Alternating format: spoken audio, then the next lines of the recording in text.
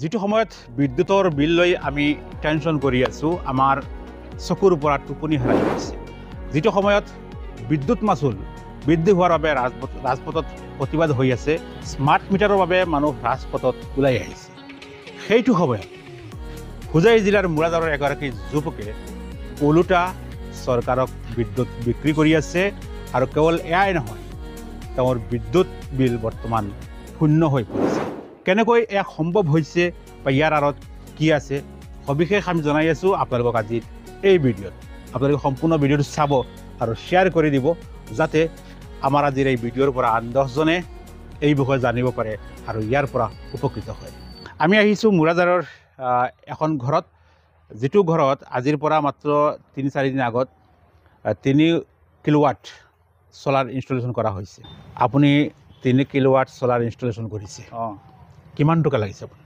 2 lakh something 2 lakh something আপোনাৰ এইটো company হিচাপত বেণ্ডৰ হিচাপত দামটো আপ ডাউন হৈ থাকে কোৱালিটিৰ ওপৰত দাম আহে কিন্তু চৰকাৰৰ পৰা নিৰ্ধাৰণ কৰা যিটো দাম আছিল 1.5 লাখ টকা 3 কিলোৱাট 1.5 লাখ টকা ভুৱা আচলতে এইটো প্ৰেক্টিকেলত গভৰ্ণমেণ্টে কৈছে যে এইটো 1.5 লাখ টকা এইটো মই মানিছোঁ তাৰপিছত বেণ্ডাৰত বহুত খৰচা আছে তলৰ প্লেট দিব লাগিব ইনষ্টলেশ্যন কৰিব লাগিব ইনষ্টলেশ্যন চাৰ্জ দিব লাগিব 5 ইয়াৰ্ছ ৱাৰেণ্টি আছে এইটো বেণ্ডাৰে গ্ৰহণ কৰিব লাগিব সেইকাৰণে ৰেটটো অলপ বাঢ়ি যায় আচ্ছা এইটো পাবলৈ হ'লে কেন্দ্ৰে এপ্লাই কৰিব লাগে নেশ্যনেল ৰুফটপ ছলাৰত গৈ এপ্লাই কৰিছিলোঁ যোৱা মাৰ্চ মাহত এই 2024 মাৰ্চ মাহত মানে চৰকাৰে আঁচনিটি ঘোষণা কৰাৰ পিছত ঘোষণা কৰাৰ 10 দিনমান পিছত মই আবেদন কৰিছোঁ আচ্ছা আৰু তাত এপ্লাই কৰাৰ পিছত আজি পইচা দিছোঁ কালি মোৰ মাল লাগি গৈছে মানে পইচা দিয়াৰ লগে লগে কেছ দিছে আপুনি কেছ মানে লোনত যোৱা নাই আপুনি লোনত যোৱা নাই আচ্ছা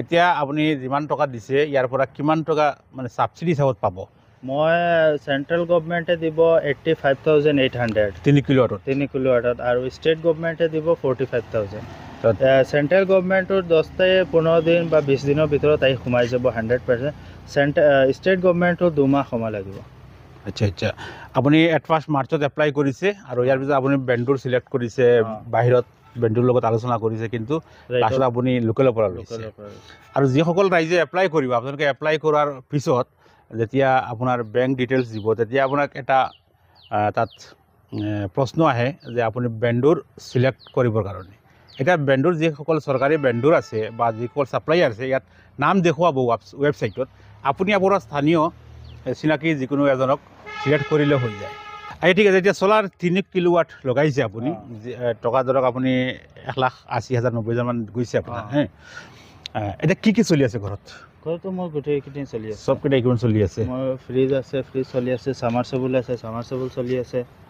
গিজাৰ আছে গিজাৰ চলি আছে আচ্ছা ৰাতিটো সোলাৰে আপোনাক পাৱাৰ নিদি ৰাতি কেনেকৈ চলিব আপুনি ৰাতি মোৰ নৰ্মেল ইনভাৰ্টাৰ আছে আগত মোৰ কাৰেণ্টৰ বিল আহোঁতে 3,200 মান মই 3 দিন হৈছে মই 22 ইউনিট বেছি দিলোঁ মানে গভৰ্ণমেণ্টত চেলাৰ কৰি দিলোঁ বিল দিয়াৰ সলনি আপুনি উল্টা মানে বিক্ৰী কৰি দিলে সুন্দৰ কথা গতিকে আমি প্ৰমাণ পাই গৈছোঁ যে ইয়াত সোলাৰৰ পৰা যিখিনি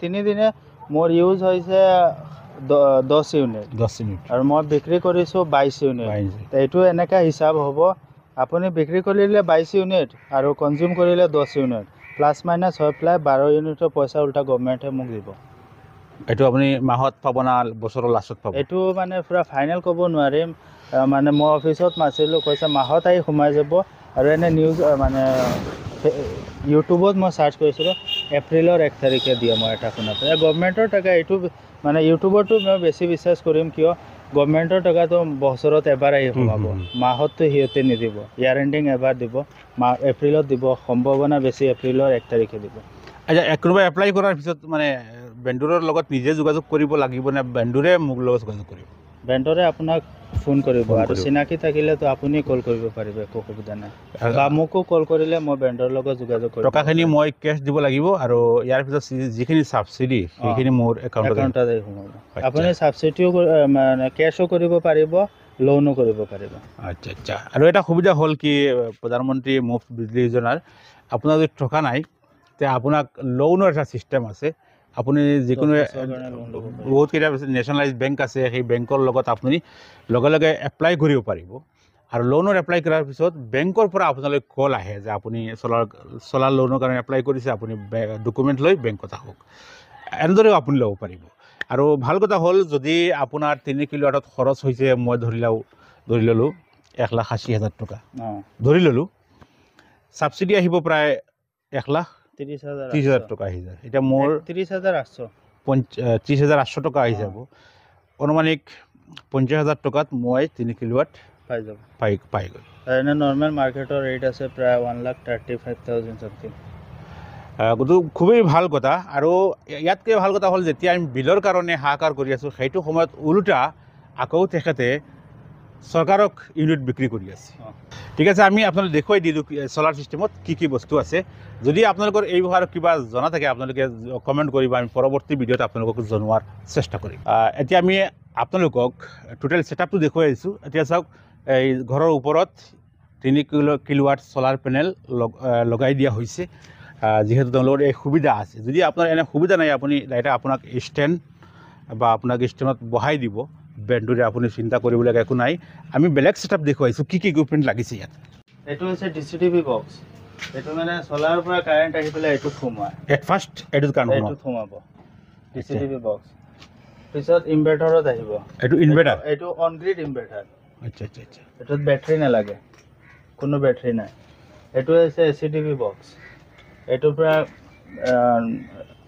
ৰ'ডত যিটো লাইন আছে এইটো লাইন আহি সোমাব, মেইন লাইন গভৰ্ণমেণ্টৰ লাইনটো এই মিটাৰৰ পৰা আহি এইটোত সোমাব। এইটোত সোমাইছে। তাত দুটা দি আহিছে, এই তাত দুটা প্লাই। এইটো চৰকাৰী লাইন? এইটো চৰকাৰী লাইন। এইটো আহি মিটাৰত সোমাইছে। আৰু এই লাইনটো কিহৰ? এইটো লাইন এইটো ইয়াৰ পৰা গৈছে, চলাৰৰ পৰা গৈছে। ইয়াত আহি চলাৰো সোমাইছে আৰু কাৰেণ্টো সোমাইছে। সোমাই পেলাই এইটো হ'ল ইনভাৰ্টাৰ। তো যথেষ্ট লাভজনক বিষয়। আপুনি কি ক'ব, মানুহক পৰামৰ্শ কি দিব লাষ্টত? মানুহে 101 বাৰ লগাওক, এইটো ভাল সুবিধা আমাৰ কাৰণে। আচ্ছা, কাৰেণ্টৰ বিলৰ পৰা মুক্তি পোৱা যাব। আৰু মোৰ এচিও চলি আছে। এচি চলি আছে? আৰু কি চলি আছে আপোনাৰ? ঘৰত বাকী সামান আছে, মটৰ আছে, সামাৰচিবল আছে, ফেন চেন, যিমান আপোনাৰ ইকুইপমেণ্ট আছে কাৰেণ্টৰ চব একেলগে চলি আছে। কোনো মানে দিনৰ ভাগত আৰু কোনো প্ৰব্লেম নহয়। আৰু এটা বস্তু, এইটো কাৰেণ্ট থাকিলে কাম কৰিব। কাৰেণ্ট থাকিলে কাম কৰিব। এইটো মানুহে কনফিউজ হৈ যায়। আৰু কাৰেণ্ট নাথাকিলে কাম নকৰে। এইটোৰ কাম হৈছে অন গ্ৰিড চিষ্টেম, বিল কমোৱাৰ কাম। এতিয়া আপোনাৰ ঘৰত ধৰক এইটো চলাৰৰ পেনেলে বনাই আছে 3000 ৱাট, আপোনাৰ ঘৰত ইউজ কৰি আছে 500 ৱাট। যিটো 2500 ৱাট থাকি গৈছে এইটো কাৰেণ্টত ঠেলি দিব। গভৰ্ণমেণ্টে এইটো কিনি ল'ব। এটা গম পাইছোঁ, কিন্তু যদি ৰাতি কাৰেণ্ট যোৱাৰ পিছত আমি কি কৰিম? আপোনাৰ ইনভাৰ্টাৰ আছে, মানে আগৰ যিটো নিজৰ যিটো আছে সেইটো দিনত চাৰ্জো হ'ব? দিনত চাৰ্জ হ'ব, চলাৰে চাৰ্জ দিব। আচ্ছা আচ্ছা। আপোনাৰ বিল নুঠে, মৰ্ণিঙত বিল নুঠে। ঠিক আছে, গম পাইছোঁ। মানে আপুনি আগতে পাৱাৰ পাইছিলে কেৱল গভৰ্ণমেণ্টৰ পৰা, এতিয়া চলাৰৰ পৰা একেলগে দুটাত পাব দিনত। গতিকে ফাৰ্ষ্ট প্ৰায়ৰিটি চলাৰত দিব, পিছত গভৰ্ণমেণ্টৰ পৰা ল'ব। ঠিক আছে। মানে কথা হ'ল কি, ইনভাৰ্টাৰ লাগিব। যদি আপুনি অন গ্ৰিড ছিষ্টেমটো লয় তেন্তে আপোনাক বেটাৰী লাগিব, আপোনাক নিজৰ ইনভাৰ্টাৰ লাগিব। দাদাৰ পৰা আমি সম্পূৰ্ণ বস্তুখিনি আপোনাক জনোৱাৰ প্ৰয়াস কৰিছোঁ। যদি কিবা বুজাত থাকে আপোনালোকে কমেণ্ট কৰিব, পৰৱৰ্তী ভিডিঅ'ত আমি শুনোৱাৰ বা আপোনালোকক তথ্য দিয়াৰ চেষ্টা কৰিম। এতিয়া কথা হ'ল, এইখিনি লগাই আপুনি উপকৃত হৈছেনে নাই? হৈছোঁ।